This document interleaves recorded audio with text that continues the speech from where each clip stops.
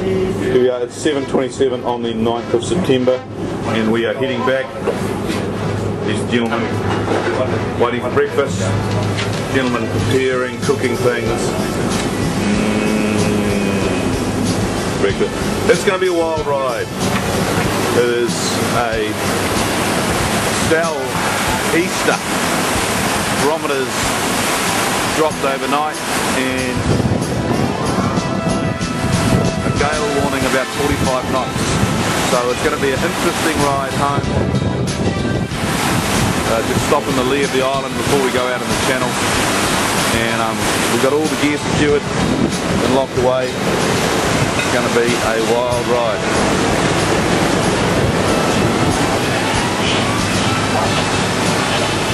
Peter's just said it's 38 knots southeast at Beam Rock already, so we'll have it coming across the nose, so it'll be interesting.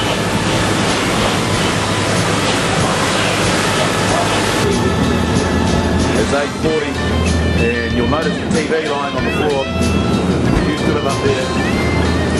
We're on the way back. We've got a nice, looks like a southeaster just coming across the side of the boat.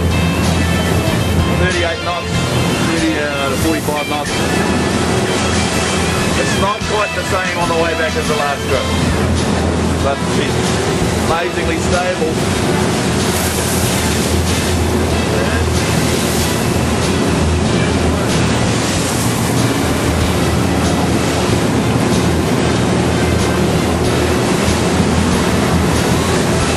Pretty wild.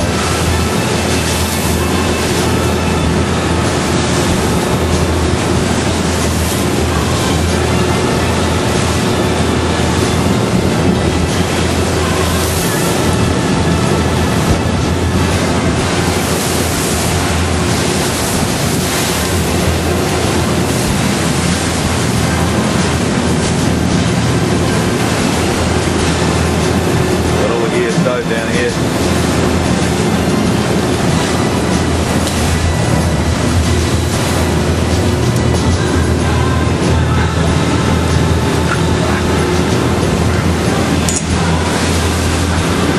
The X-Men battle their way back.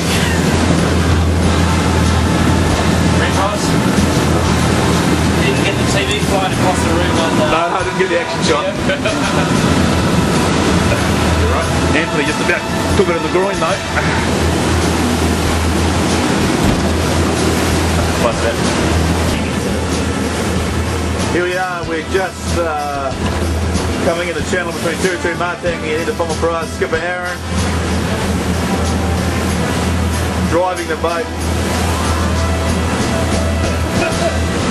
He knows what to do. He's calmed down a little bit now. You can see out here the pleasant side of GB3 Martangi, which is a well-known stomping ground for the axemen. Coming towards the end of another powerful axeman venture into the wild. Amazing highlights of the trip was the invention of spishing. Chairman Mao's slaughtering of every blue mau that exists in the wild. And of course the slaying of several large chloride.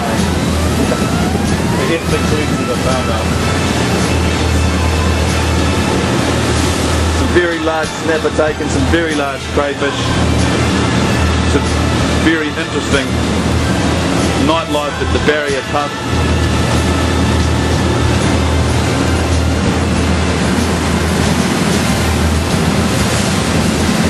And an amazing trip back at probably averaging 20 knots in a big sea, and this catamaran just cut through it like it was, I don't know, like it was Swiss cheese on a hot night.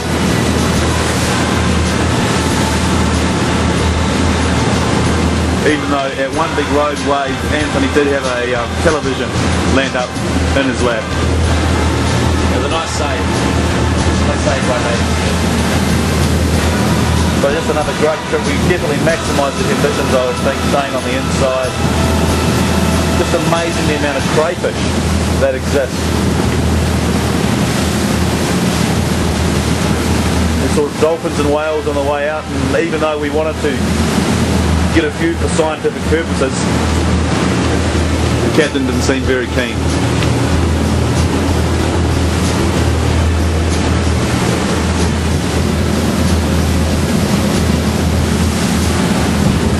Systems management or knowledge management, maybe even an MBA. It's something that I'm really keen on doing in the future, and another reason that I've not touched on it. And here we are, some results, a good 40 odd crayfish down there. There's Dono and the team. Yes, yep. And we're now getting Brent to the captain. Our captain grabbing hold of some good crayfish there. Yep. Oh, what a handsome one. The fish is good. I'm not quite so sure that you're all in the photo now.